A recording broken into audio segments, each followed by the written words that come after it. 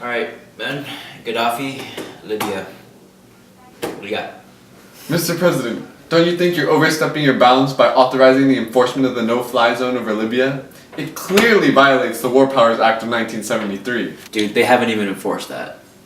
Like, seriously? Come on. Don't give me that. Don't. Go away. I think it's a clear threat to the US and its allies if we allow Gaddafi to have his way and suppress the rebellion. You know, I think you're absolutely correct. It'll present a very, very weak image of the US, especially for our sanctions established by the UN to be violated so easily. Sir, according to this report, the Pentagon, the CIA, and the NSA have all reported to me that Libya could become more dangerous, especially if Gaddafi believes we won't act against him. I speak for all Chief Joint of Staff, Mr. President, when I say that it would best serve the US interest when we take military action. I must protest, sir. The intelligence we currently have is not actionable. Regardless, I was bent on going into Libya anyways, with all the information we'd already received. Sir, but we are already involved in Iraq and Afghanistan. Another war would do your image and the United States' image as a whole would shatter our image. No good at all for our image. Regardless of image, it's too dangerous to just stand around and let Gaddafi continue his overzealous campaign of terrorizing his Libyan citizens. We have practically entered every international affair for the past century. Why should we stop now? Our reputation is hanging by a thread as it is. Mr. President, I implore you, do not do this. Let the Libyans handle this themselves. We've been a beacon of hope for democracy and human rights. We can't stop just because it will ruin our reputation. I will not let that happen. The Libyans demand democracy and human rights. We must pull through to help them. You risk re-election with another war. Our national debt is atrocious. The budget deficit would increase and the national debt would increase if we get involved here again. The United States is on the road to failure. Democracy at all costs. We are the United States of America. We are a beacon of hope to everybody. Budget deficit? Who cares? We always run a budget deficit. Come on! Let those old coots in Congress take care of it. I'm going in.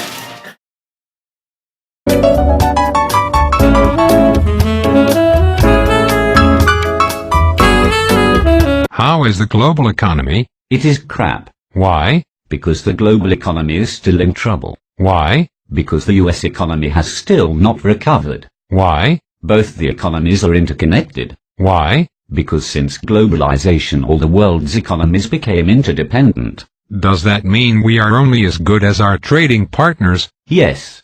We are dependent on the success of our trading partners like Mexico. But Mexico's economy is crap. Yes. My Secretary of State should make sure that our foreign trading partners are up to par. Yes, but you appointed Hillary Clinton to that position.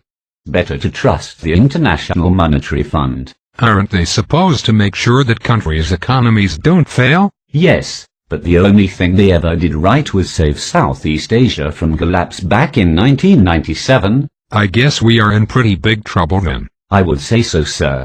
And we are dragging the European Union down with us. The Europeans are dragging us down with them.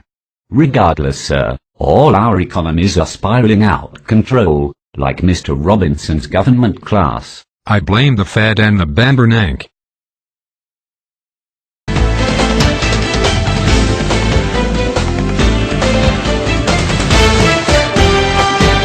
Good evening, ladies and gentlemen. This just in, breaking news.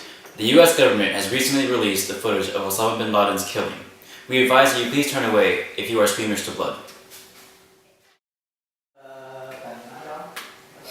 America. I troll you fools so hard. Abib! Where are my virgins?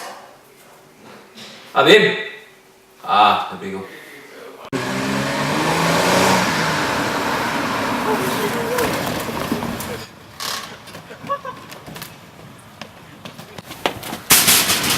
hello, who is it? Pizza guy. Oh, two of you? One to carry the pizza, one to knock on the door. Oh, okay. Osama, did you order pizza? Oh, good.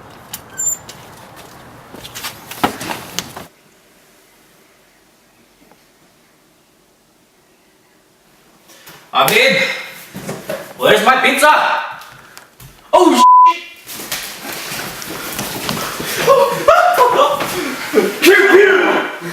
Oh yeah, Facebook. We killed Osama. wow, some amazing footage. To offer more insight into the sudden release, we bring in a man who believes he's Navy SEAL but really isn't, Renee Netzvar. Thank you for being here, Mr. Netzvar. Thank you. Good to be here. So, Mr. Netzvar, now that Osama Bin Laden has been killed and Al Qaeda has lost their leader, what do you think the United States of America's stance on the Afghanistan war is? Well, I think that we're going to keep continuing until the Taliban has dissolved and we can leave Afghanistan in peace. Just as a refresher to our viewers, would you mind telling us how Bin Laden got into power? Actually, that is a great question. And to ask that, I'd like to bring in my consultant and professional Googler, Yanad Nart. Thank you for being on the show, Mr. Nart. Nice to meet you. Okay, so I'm gonna take about a minute to explain this because it's very complex. So Osama bin Laden, he was born in the Sudan bin family, which is a very wealthy family. But as he grew up, he joined the Mujahideen. The Mujahideen was a rebel group, and this caused him to get exiled from Saudi Arabia. So after he got exiled from Saudi Arabia, him and Ahmed al-Zawahiri joined forces and created Al Qaeda. Al Qaeda was basically a terror group for his own beliefs, which he believed that the American people were bad and horrible. So he thought that these terrorist acts would be beneficial for the state. So that's how he rose to power, and that's from his beginnings. He is actually described as a very noble man, and he's very hardworking. He's a hero in the Middle East. So we have to look at their perspective. So we have to understand their viewpoint on it, and we cannot fully judge him as a villain that he is. So, Mr. Netzvar, Mr. Nart, how exactly does the story of Bin Laden tie in to the war in Afghanistan? Okay, so after the formation of Al Qaeda, you have to understand that they were a very weak organization, and to become stronger, they needed an ally. The Taliban was the perfect ally because Afghanistan was very disorderly at the time. So it was obvious for Bin Laden's purpose to make Al Qaeda stronger by joining forces. Now, with the hatred already ensued that the American culture was very bad, Osama decided to do a terror plan. It was a terror plan to actually break down the American willpower and strengthen or weaken their hold on the Middle East. So that's why the attacks on September 11th happened. They are also maybe linked with the assassination of Afghanistan's current president during 2001, which was Ahmed Massoud. So this is basically how Al Qaeda became powerful. Now, the problem with Al Qaeda is that it's not an organization. It's not like a gang like the Crips or the Bloods. It's more of a linkage system. It's an ideal. So that's why it's so hard for us to defeat Al Qaeda, because Al Qaeda is not an entity. It's just a thought.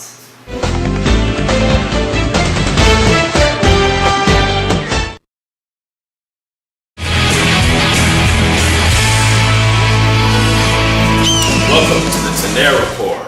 This just in, my hair is awesome and Israel smells like conflict. Now nation, this is a special edition of the report. I want to dedicate this episode to my idol. Sorry to disappoint Jon Stewart, but I'm talking about Ronald Reagan. As a hardcore conservative, I get off on the ideals of good old Reagan. Large deficit military spending, crushing all enemies in an arms race, and showing those Soviet commies what for. Now, I know haters are gonna hate. You gotta congratulate. Reagan spent billions, but more importantly, trillions on building up our unbeatable military. Our amount of nuclear weapons has increased so much, along with the rest of the world, that we can make nuclear rain if we wanted to. Nice try, Japan. But more importantly, we ended the Cold War by beating the USSR. Eat your heart out, Jon Stewart. Which brings us to the word of the day, Iraq.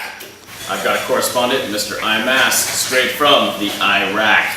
Now, Mr. Imask, you didn't start the Iraq conflict, did you? No, I didn't. No, you didn't. No, I didn't start the Iraq conflict. How did the Iraq conflict start?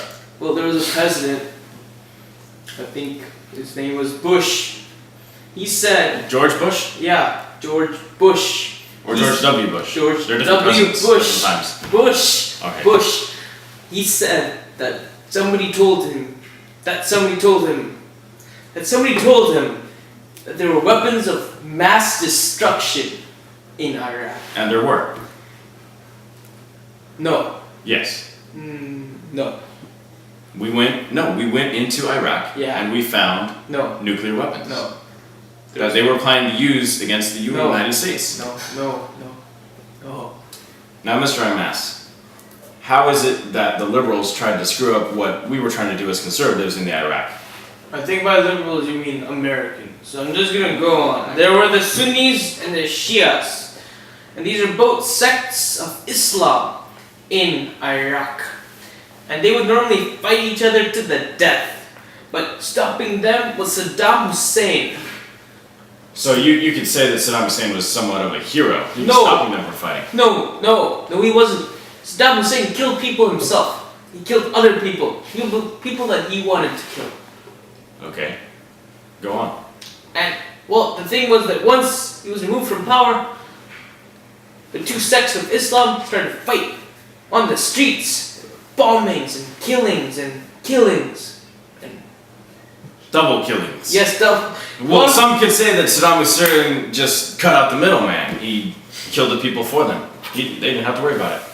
Well, They didn't have to get bombs. his killings has political motivations, and that is wrong. He was a tyrannical leader. So spiritual motivations are much better reason to kill people.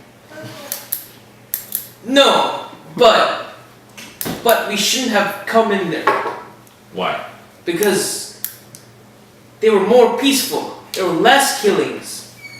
Okay, but today isn't the Iraq better off than it was Before? before we went in? No, their democracy is a sham.